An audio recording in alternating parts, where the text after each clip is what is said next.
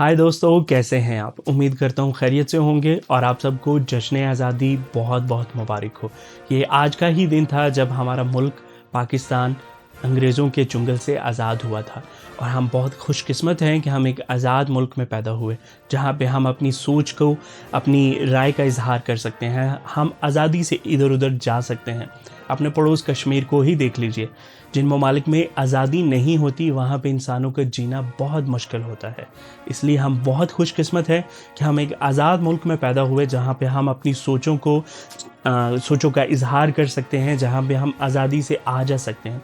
सो आप सबको 14 अगस्त बहुत बहुत मुबारक हो। जी दोस्तों, आज हम बात करेंगे कंटेंट स्ट्रेटजी के ऊपर, क्योंकि कहते हैं कि स्ट्रेटजी के बगैर कंटेंट जस्ट अल्फाज हैं और अल्फाजों की इस दुनिया में कमी नहीं है। आज हम इसी चीज़ को डिस्कस करेंगे, तो चलिए शुरू करते हैं।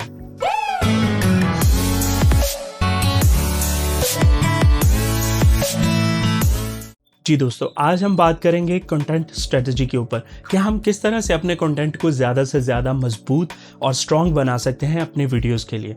देखिए, एक गाड़ी है, वो हाईवे के ऊपर जा रही है। अगर वो हाईवे के ऊपर जाते हुए उसकी स्पीड 150 या 160 किलोमीटर फी घंटा की रफ्तार होगी, तो उसके एक्सीडेंट होने के चांसेस ज़्यादा हो जाएंगे, उसके ख़राब होने के चांसेस ज़्यादा हो जाएंगे, उसके एक्सीडेंट होने के चांसेस ज़्यादा हो जाएंगे। और अगर वही गाड़ी 40 से 50 किलोमीटर फी घंटा की रफ्तार से उस हाईवे के ऊपर चलेगी, तो भी वो गाड़ी प्रॉपर तरीके से नहीं चल पाएगी। इसलिए उस हाईवे के ऊपर जो एक स्पीड लिमिट है, लाइक 50 से 60 किलोमीटर या 80 से 100 किलोमीटर, वही उसकी राइट स्पीड है, जस्ट द राइट स्पीड। ठीक है, तो कोई भी काम है, कोई भी स्ट्रेटजी है, कोई भी चीज़ है, उसके लिए आपका जस्ट द राइट प्रिंसिपल होना बहुत ज़रूरी है। फॉर एग्जाम्पल, अगर आप एसी चलाते हैं, अगर उसका टेम्परेचर आप कम कर देंगे तो आपको ठंड लगना शुरू हो जाएगी। लेकिन वहीं अगर आप एसी का टेम्परेचर ज़्यादा कर देंगे तो आपको गर्मी लगना शुरू हो जाएगी। इसलिए उसका एक मखसूस टेम्परेचर होता है, उसे कहते हैं जस्ट द राइट टेम्परेचर। सो आज हम इसी जस्ट द राइट प्रिंसिपल के ऊपर बात करेंगे, जिसे हम गोल्डीलॉक प्रिंसिपल कहते हैं। सबसे पहले आपको अपनी ऑडियंस को सर्च करना होगा कि आपकी ऑडियंस क्या चाहती है, आजकल क्या चल रहा है, और उसके बाद आपको देखना होगा खुद को कि आप अपनी ऑडियंस को क्या दे सकते हैं। सबसे ज़्यादा इंपॉर्टेंट है कि ऑडियंस क्या चाहती है। अगर आपकी ऑडियंस जिसको आप टारगेट कर रहे हैं वो 15 से 20 साल की होगी, तो उसके कुछ अलग प्रॉब्लम्स होंगे। टीनेज का प्रॉब्लम होगा, पैसों का प्रॉब्लम होगा, स्टडी स्ट्रेस होगी, ये सारी चीज़ें उस एज में आएंगी। और अगर आपका टारगेट 25 से 35 साल की एज का है, तो उसके अलग प्रॉब्लम्स होंगे। उनका फाइनेंस का इशू हो सकता है, मैरिज से रिलेटेड प्रॉब्लम्स हो सकती हैं, उनके कैरियर का इशू हो सकता है। ये सारी चीज़ें आपको देखनी है। अगर आप उस चीज़ में इन्वॉल्व रहेंगे तो ही आपको पता चल पाएगा कि मेरी ऑडियंस किस तरह की लाइफ जी रही है, उनके गम क्या हैं, उनकी खुशी क्या है, वो किस चीज़ में खुश हैं। ये सब देखना आपके लिए बहुत ज़रूरी है। अगर कोई चीज़ है, उसमें सबसे ज़्यादा इम्पॉर्टेंट चीज़ है जस्ट द राइट वन, कि आपकी ऑडियंस को क्या चाहिए। ये नहीं है कि आप कुछ भी उनको दे देंगे तो वो सुन लेंगे, नहीं, कभी भी नहीं ऐसा हो सकता। इसलिए आपको सबसे पहले अपनी ऑडियंस को देखना है कि आपकी ऑडियंस की रिक्वायरमेंट क्या है, जिसको आप हिट कर रहे हो, जिसको आप टारगेट कर रहे हो। ये बहुत ज़रूरी है। स्टेप नंबर 2 पे जो बात आती है वो आती है कि आपका जो कंटेंट है वो डाइजेस्टेबल है। आपको ये देखना है कि आपका जो कंटेंट आप जो बना रहे हैं अपनी ऑडियंस के लिए, वो लोगों के साथ रिलेट कर पा रहा है, लोगों को वो देखना अच्छा लग रहा है। ये चीज़ें आपके लिए सबसे पहले जानना बहुत ज़रूरी है। आपको ये देखना है कि आपका जो कंटेंट है वो ज़्यादा एक्सट्रीम तो नहीं है, ये सबसे मतलब जो एक स्टैंडर्ड लेवल होता है उससे लो तो नहीं है। ये सारी चीज़ें आपको जानना सबसे ज़्यादा बहुत ज़रूरी है, क्योंकि कहते हैं कि जो कंटेंट होता है इज़ द किंग। किसी भी चीज़ में कंटेंट की जो अहमियत होती है वो सबसे ज़्यादा होती है। देखिए ना, जो कंटेंट होता है वो आपकी वीडियोस को, आपके ब्लॉग्स को, आपकी वेबसाइट्स को यहाँ से अप्रोच तक लेकर जाता है। क्योंकि अगर आपका कंटेंट अच्छा होगा तो लोग आपको ज़रूर देखेंगे, क्योंकि ये कंटेंट ही होता है जो आपकी अप्रोच को और ज़्यादा इंगेज करता है लोगों के साथ। सो इसलिए आपका जो कंटेंट है वो बहुत ज़्यादा अहमियत रखता है, क्योंकि जो कंटेंट है उसी से ही आपकी ऑडियंस आपके साथ जुड़ पाएगी, रिलेट कर पाएगी। ठीक है, ये चीज़ आपके जहन में रखना आपको बहुत ज़्यादा ज़रूरी है। स्टेप नंबर 3 में जो देखना है वो आपने ये देखना है कि आप जो कंटेंट बना रहे हैं क्या उसकी सीक्वेंस ठीक है, क्या वो स्टेप बाय स्टेप चल रहा है। ये नहीं है कि आपने जो लास्ट वाले अल्फाज हैं वो सबसे पहले बोल दिए और जो पहले वाले अल्फाज हैं वो सबसे बाद में बोल दिए। जी नहीं, ऐसा बिल्कुल भी नहीं है, क्योंकि देखिए कोई भी काम है उसका स्टेप बाय स्टेप होना बहुत ज़रूरी होता है, और कंटेंट जो है वो इसी चीज़ के ऊपर बेस्ड करता है कि आप जो चीज़ अपने जो ऑडियंस है उसको जो आप बता रहे हैं, क्या वो आपके आप जो बताना चाह रहे हैं उसके ऊपर प्रॉपर वो काम कर रही है, आपका जो एक सीक्वेंस है वो बाकायदा कायम है। जैसे देखिए मैंने सबसे पहले वीडियो के आगाज़ में अपना तारुफ पेश किया, आपको एक प्रॉपर एक विश किया, उसके बाद मैंने एक स्ट्रेटजी बनाई और उसके बाद मैंने उसको स्टेप बाय स्टेप करना शुरू किया। तो ऐसे ही आपको भी देखना है कि आप जो कंटेंट दे रहे हैं आया उसकी सीक्वेंस बिल्कुल बराबर है, उसकी जो की टेक अवेज हैं वो प्रॉपर हैं, ठीक है ना। तो इसलिए ये चीज़ सबसे ज़्यादा इम्पोर्टेंट है कि आपका जो कंटेंट है वो सीक्वेंस में चल रहा है। समटाइम क्या होता है कि आपके पास बहुत ज़्यादा एक्सपीरियंस होता है, आपके पास बहुत ज़्यादा नॉलेज होता है, आपने पूरी दुनिया घूमी होती है, आपको पता होता है पूरी दुनिया के नॉलेज के बारे में, लेकिन आपको ये देखना बहुत ज़रूरी है कि आप जो अपना नॉलेज जिस ऑडियंस को दे रहे हैं क्या उसका भी ये लेवल है, वो इस लेवल पे जो आप समझाना चाह रहे हैं वो समझ पाएंगे। ये चीज़ आपके लिए सबसे ज़्यादा इम्पोर्टेंट होनी चाहिए, क्योंकि जो चीज़ आप डिलीवर कर रहे हैं वो आया ऑडियंस को समझ आ रही है। ये नहीं है कि आपने एक बहुत लंबी वीडियो बना दी, ठीक है, उसमें बहुत ज़्यादा चीज़ें बता दी, बहुत सारी बातें बता दी, लेकिन उसमें कोई डिवीजन नहीं है, उसमें कोई वो उसका एक स्टेप बाय स्टेप कंटेंट जो उसकी सीक्वेंस है वो नहीं है।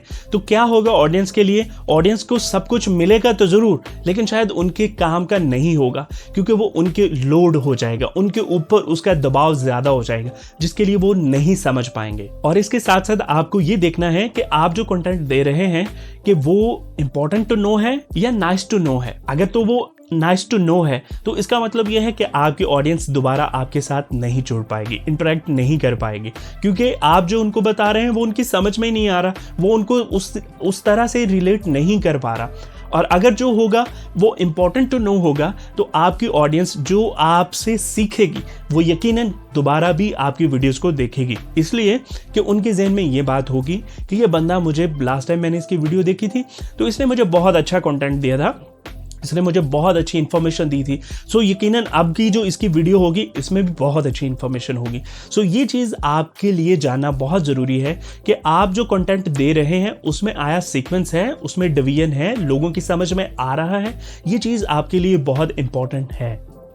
स्टेप नंबर 4 जो है उसमें आपको देखना है कि आप जो चीज़ बता रहे हैं, आपका जो कंटेंट है वो आया लोग सुन पा रहे हैं, लोग इरिटेट तो नहीं हो रहे। ये नहीं है कि आप, जैसे कि मैं अपनी आपको एग्जांपल देता हूँ, शुरू में जब मैंने यूट्यूब स्टार्ट किया था तो मैं क्या करता था कि मैं लोगों को बहुत ज़्यादा कहता था कॉल टू एक्शन करने के लिए, जैसे कि मेरी वीडियो को भी लाइक कर दीजिए, मुझे सब्सक्राइब कर दीजिए, मुझे शेयर कर लीजिए मेरी वीडियोज़ को, और मुझे जो है वो इंस्टाग्राम पर भी फॉलो कर लीजिए, और इस तरह के बहुत सारे एक्शंस जो थे वो मैं अपनी ऑडियंस को करने के लिए बोलता था।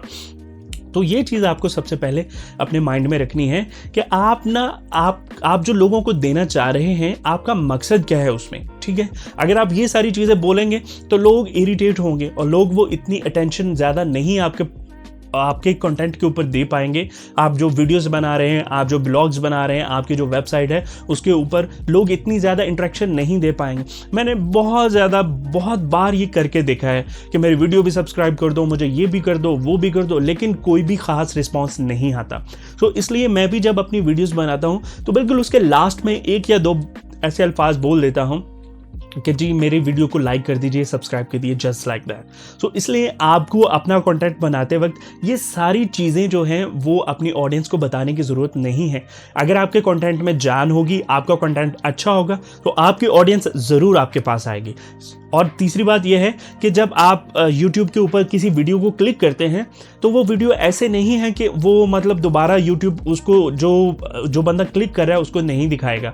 ये YouTube का प्रिंसिपल है, उसका लॉगरिथम इस चीज़ पे काम करता है कि कम से कम जिस चीज़ को आपने एक बार क्लिक किया वो दूसरी बार, इवन कि आपने सब्सक्राइब नहीं भी किया, वो YouTube के ऊपर वो ब्राउज फीचर में आपकी वीडियो उस बंदे को ज़रूर दिखाएगा। तो अगर आपके कंटेंट में जान होगी तो वो लोग आपकी वीडियो को ज़रूर देखेंगे। ये भी चीज़ आपके लिए जानना बहुत ज़रूरी है। 5वां और आखिरी टॉपिक जो है वो ये है कि आप जब वीडियो बना रहे होते हैं तो अपनी वीडियो में प्रॉपर इंफॉर्मेशन दें। ये नहीं है कि आप अपनी ऑडियंस को बीच रास्ते में छोड़ दें, नहीं, बिल्कुल भी नहीं, क्योंकि ऑडियंस जो है वो आपकी रिस्पॉन्सिबिलिटी है। अगर ऑडियंस है तो ही आप हैं। तो इसलिए जब भी आप किसी चीज़ का रिव्यू करते हैं, कोई भी चीज़ बताते हैं, तो उसके लिए आपका उसको प्रॉपर इन्फॉर्मेशन देना बहुत ज़रूरी है। जैसे कि आप मोस्टली आपने रेस्टोरेंट्स में देखा होगा कि आप जब जाते हैं रेस्टोरेंट्स में, तो रेस्टोरेंट्स में क्या होता है कि आपके सामने एक मेन्यू रखा जाता है। जब मेन्यू रखा जाता है तो उसमें बहुत सारी डिशेज़ लिखी जाती हैं, लिखी होती हैं कि इसकी ये प्राइस है, ये इसमें ये चीज़ें हैं। तो आप क्या करते हैं कि आप एक चीज़ खाते हैं, ठीक है, और उसके बाद आपका एक माइंड बन जाता है कि व्हाट नेक्स्ट, जब आप नेक्स्ट टाइम आएंगे तो आप ये वाली चीज़ खाएंगे। इसी तरह जब आप कोई चीज़ इंफॉर्मेशन दे रहे होते हैं तो आपकी भी रिस्पॉन्सिबिलिटी बनती है कि आप अपनी ऑडियंस को क्या दें। ठीक है, आप अपनी ऑडियंस को प्रॉपर इंफॉर्मेशन दें। जैसे कि मिसाल के तौर पे अगर आप बुक ट्यूबर हैं, ठीक है, आप एक बुक का रिव्यू करते हैं, तो उस बुक के रिव्यू के बाद आप डिस्क्रिप्शन में ये चीज़ बता सकते हैं उनको, आपको बतानी चाहिए कि आप ये बुक जो है ये यहाँ यहाँ से मिल सकती है, इस बुक की ये प्राइस है, अगर कोई लेना चाहे तो आप वहाँ से जाके ले सकते हैं। अगर आप एक टेक यूट्यूबर है, जैसे कि आप किसी चीज़ का कोई गैजेट्स वगैरह हैं उनका रिव्यू करते हैं, तो उसके लिए भी ज़रूरी है कि आप डिस्क्रिप्शन में उसका बताएं कि ये चीज़ यहाँ से मिलती है, इसकी ये चीज़ें, इसकी ये कीमत है, इसके वैल्यू फॉर मनी ये है, और ये चीज़ कितने फ़ायदेमंद है, ये सारी चीज़ें आपको बताना बहुत ज़रूरी है। उसके बाद अगर आप एक एजुकेशनल यूट्यूबर हैं तो उसके लिए भी आपको ज़रूरी है कि जो इन्फॉर्मेशन आप लोगों को बता रहे हैं, फर्स्ट ऑफ ऑल क्या वो जेन्युइन है, और उसके बाद जो चीज़ आप इंफॉर्मेशन दे रहे हैं उनको ये बताइए कि आप भी उस जगह से जाकर और ज़्यादा इंफॉर्मेशन हासिल कर सकते हैं। ये चीज़ हरगिज़ मत सोचिए कि आपके जो व्यूअर्स हैं, आपकी जो ऑडियंस है वो आपके छोड़ के चली जाएगी अगर आप किसी और चीज़ का लिंक उनको देंगे। जी नहीं, ऐसा बिल्कुल भी नहीं। अगर आपके कंटेंट में जान है, अगर आपका कंटेंट जो है वो प्रॉपर स्ट्रेटेजी के मुताबिक चल रहा है, उसमें एक इंटरेक्शन है, तो ऑडियंस आपको दोबारा ज़रूर फॉलो करेगी। मेरी ये गारंटी है आप लोगों को। ठीक है, सो इसलिए आपको इस चीज़ का ख्याल रखना बहुत बहुत बहुत ज़रूरी है। ठीक है, सॉरी मेरी वीडियो थोड़ी लंबी होगी, इसके लिए मैं माज़रत चाहता हूँ। लिहाजा नेक्स्ट टाइम मैं इस चीज़ का ख्याल रखूँगा कि मेरी वीडियो जो है वो बस लिमिटेड ही हो, लेकिन होप मेरी जो इन्फॉर्मेशन जो मैंने आपको डिलीवर की वो आपको पसंद आई होगी। और प्लीज़ लास्ट में मैं यही कहूँगा कि अगर आपने मेरे चैनल को सब्सक्राइब नहीं किया तो इसे प्लीज़ सब्सक्राइब कर दीजिए और बेल आइकन भी प्रेस कर दीजिए। अपना बहुत ज़्यादा ख्याल रखें। आपसे मुलाकात होगी इंशाल्लाह नेक्स्ट वीडियो में किसी और बहुत अच्छे टॉपिक के साथ। और लास्ट पे आप सबको जश्न आज़ादी बहुत बहुत मुबारक हो। खुदा हाफ़िज़।